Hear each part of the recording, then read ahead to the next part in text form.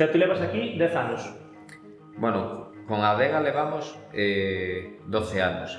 12 anos. Sí, desde que empezamos. É dicir, nos empezamos un pouco con algo menos de unha hectárea, facendo probas, un pouco co viñedo que tiñamos, separando un pouco algunhas variedades, e levamos 10 anos embotellando. É dicir, que 2 anos foron de probas e ahora levamos 10.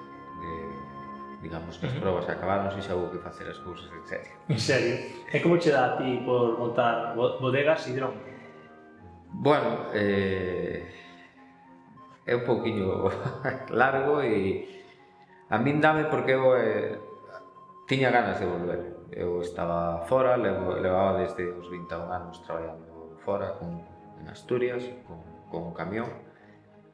E bueno, aunque viña moito, viña os fines de semana, sobre todo, demais, sí que tiña ganas de volver, de volver a sentarme aquí. Eso é moi bonito, non? Tiña ganas de volver. Tiña ganas de volver, sí, a verdade é que sí. De alguna maneira eu penso que nunca me fun, é dicir, baste con 21 anos porque estás cansado de estar aquí, queres ver cousas distintas. Tú naciches aquí? Bueno, non nacín aquí, meus pais estaban en Madrid, meu irmão maior, máis eu nacemos os dous en Madrid, e eu, cando viñeron eles pa aquí, pois eu traía o mar. É dicir, eu non nacín, pero me criei aquí.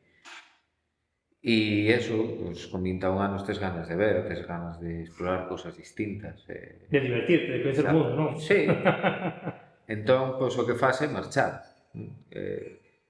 Entre as ganas que tes ti de marchar e que tampouco nadie te apoiaba naquel momento para decir que futuro pode haber aquí. Non se sabía realmente, ou nadie apostaba por nada, non? Hasta que empezou Manuel Cancio con a Adega Panchín a tirar polo viño.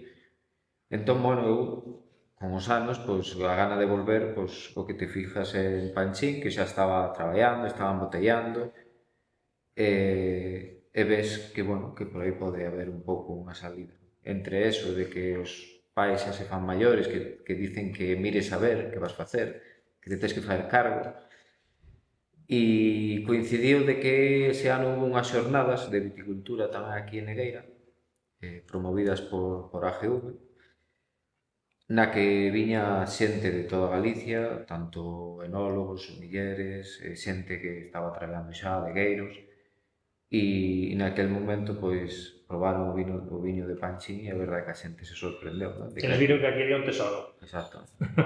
E entonces, bueno, viron leles que non eran daqui, entonces, pois un anímase a decir, bueno, pois se Panchín o está facendo e vai ben, por que non? Pode ser unha salida para realmente vivir aquí. E a partir de aí foi cando empecé un pouco con isto. Al ano e medio máis ou menos de estar, pois se incorporou Rosa, a miña irmá, que, bueno, para mí foi moi importante porque sí que me aliviou a hora de seguir combinando camión con adega, pois moito traballo que me facía ela, pois a verdade que alivioume moito, por iso tamén quizás aguantei máis anos co camión hasta que realmente non houbo un volumen de viña suficiente como para deixar ese traballo e realmente dedicarme a isto. Aquí estamos nunha zona de viño de sempre, é dicir, de feito rebuscando, encontras desde documentos de 1300, 1500, 1700, non? Entonces estamos nun paraíso de viño. Que pasa? Que, bueno, pois que quizás polas circunstancias que houbo, polo que sufriu o Concello en sí, polo encoro que partiu o Concello e houve unha parte da población que se foi, outra que se quedou, se perdeu o viñedo pois a montón, entre o que quedou debaixo do encoro, máis a xente que se tuvo que marchar, pasamos se falaba no 1700, que daquela non sería só, digamos, o Concello de Negueira, sería tamén, seguramente, Fonsagrada, pero falábanse de 90 hectáreas, e a día de hoxe que conseguimos a indicación xeográfica protexida, debemos ter unhas 22, 23, me parece. Así que todavía o recorrido que nos queda para chegar a esas 90 hectáreas. A todo o mundo lle sorprendía que alguén, pois, ao mellor naquel momento, con a miña edad, con a que tiña naquel momento, estaba deseando aparcar o camión para virse para aquí, non? E explicabas con moita pasión, pero creo que non o entendía nadie. É dicir, tú intentas explicalo, pero creo que nadie te entende hasta que, bueno, pouco a pouco, co paso dos anos, realmente se vai vendo o potencial que hai aquí. Está a vista, non? Ajá. De que hai, de ese gran potencial que temos, estas grandes variedades que se conservaron aquí, e agora o único, a esperanza, un pouco que temos é de que a xente xoven que hai, que realmente se incorpora, a mellor non ten que ser todo o mundo no viño, pero que o viño seña un enganche, ben seña para montar casas rurales, pues a mellor algún restaurante máis, non sei, que todo seña Que o viño seña un motivo polo que vir aquí, non? Exactamente. Pois nós temos 3 tintas e 2 blancas, basicamente. Temos a blanca lexítima, que para nós é a blanca país, que esa, digamos, está aquí, en Betanzos e Barbanza. Despois temos o verdello blanco, que é unha variedade que fora daqui aínda non sabemos o que é, porque se está estudiando, pero non encontran nada a nivel nacional que seña similar, entón, a día de hoxe non sabemos moi ben o que pode ser. Despois en tintas temos a mencía, temos o verdello tinto, que é o merenzao, e temos o tinto sorodo, que en Asturias é o albarín tinto. E son, digamos, esas 5 variedades polas que estamos apostando e traballando ahora mismo.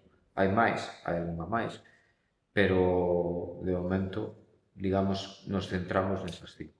En enero empezamos con a poda, que nos ven durando hasta finales de marzo máis ou menos, despois empezamos o traballo nas viñas de terra, xa que nós non damos herbicidas, movemos polo menos unha vez ao ano, pois traballamos esa terra a todas as viñas. Despois empeza sobre maio, así, empezamos cos primeiros tratamientos, que suelen ser de cobre ao principio. O mes de junio é o mes máis complicado aquí, porque se nos xunta temperatura con humidade, digamos que é o mes que andamos todos, de todo, porque entre que a cepa medra muchísimo, hai que facer os enrames, hai que facer a poda en verde, hai que tratar, digamos que é o mes máis tolo que temos de todos.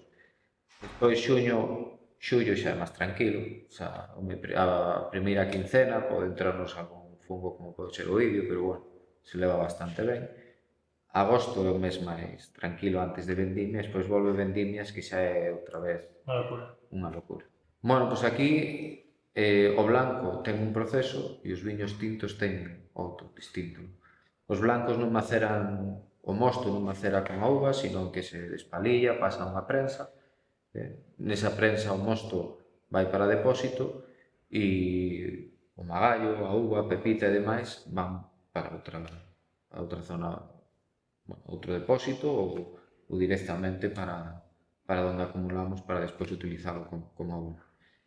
Os tintos é máis sencillo porque os tintos despalillas todo xunto, vai para depósito e fermenta todo xunto. Despois si hai un control diario de tanto polas mañás como a tarde, temperatura e densidade son mírase todos os días hasta que rematan fermentacións.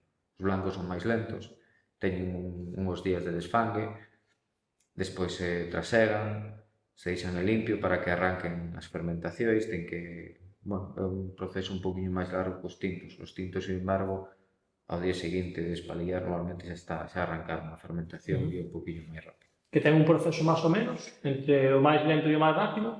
Pois os tintos 7-10 días, os blancos máis, entre 20 e 25 días. Me apoio en distribución para sacalo de aquí, que temos distribución en Galicia, temos distribución en Barcelona, temos distribución en Alicante e algo en Asturias. Entón, me apoio neso. Despois venta directa a hostelería aquí máis cercana e despois o noso restaurante. Nos facemos guías, visitas guiadas pola viña con catas na bodega e damos a opción de poder comer no restaurante. Temos un pack un pouco que incluye todo isto.